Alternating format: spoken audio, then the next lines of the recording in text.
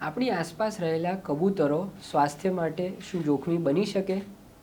હવે સામાન્ય રીતે કબૂતરની ગણના બહુ જ નિર્દોષ પંખી તરીકે થાય છે, પરંતુ કબૂતરના ચરકમાં અનેક પ્રકારના બેક્ટેરિયા, ફંગસ એનું વહન થઈ શકતું હોય છે.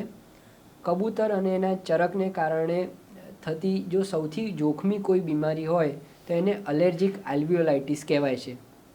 કબૂતરના ચરકમાં રહેલા જે એન્ટીજન હોય એ પાવડર સ્વરૂપે ઉડીને આસપાસ રહેલી વ્યક્તિના શ્વાસમાં જાય તો એ ફેફસામાં જઈને ડિપોઝિટ થાય છે અને ત્યાં એ ફેફસાની એલર્જી કરાવે છે અને આ એલર્જી એ ફેફસાનો સતત આગળ વધતો રોગ કે જેમાં ફેફસાના કોષોનું ફાઇબ્રોસિસ થઈ જાય છે છેવટે, એવો રોગ કરે છે જેનું નામ છે એલર્જીક આલ્વિયોલાઇટિસ.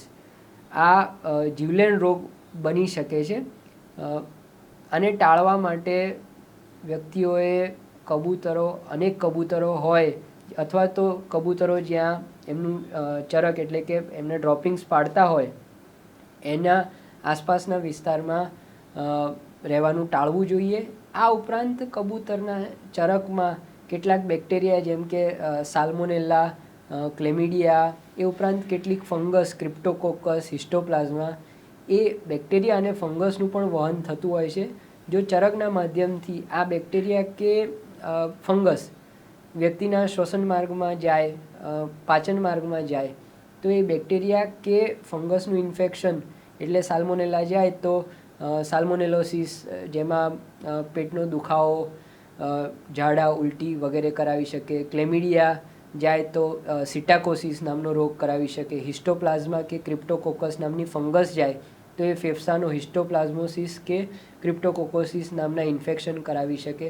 આમ કબૂતર અને એની ચરક જ્યાં વધારે માત્રામાં હોય એ વિસ્તારની નજીકમાં જવું સલાહભર્યું નથી. જો જવાનું અનિવાર્યપણે થાય તો જે તે વ્યક્તિએ એ વિસ્તારમાં માસ્ક લગાવીને જવું જોઈએ.